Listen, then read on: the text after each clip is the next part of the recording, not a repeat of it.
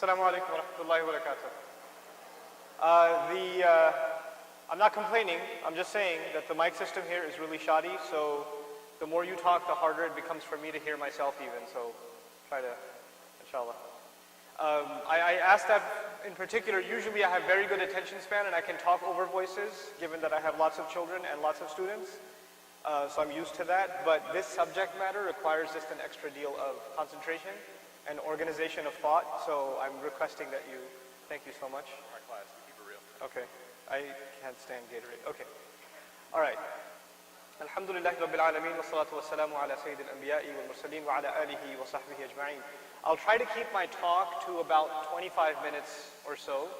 So if it's getting to that time, just raise your hand so I know that I gotta stop, inshallah, okay? Basically I was asked to talk a little bit about atheism and theism and the proof of God's existence and why should I believe in God anyway, all of which are very legitimate questions and very deep questions. None of these questions can be addressed in a one-liner.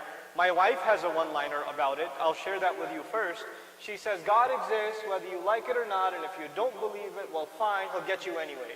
So that could have been my talk, but and I'll start, after my wife, I'll start with something that the ancient Bedouin Arab used to say.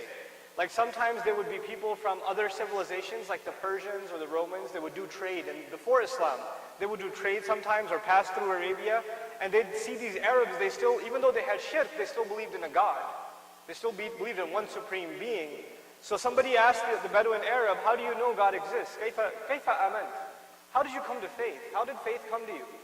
And these Arabs, they spend most of their time in the desert. So he said something really interesting.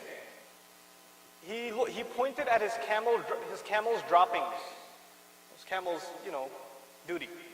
He pointed at it, he goes, because of that, I know my camel exists. That's all he said. That's all he said. And what did he mean by that? He meant there are, when I see that in the desert, when you see something, it's a sign of something else. When you see a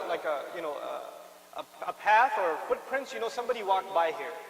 When you see a fire that's been put out, but there's burnt wood there and ashes there, some people were here camping and they left. There are traces here. He looks at all of creation as traces of God.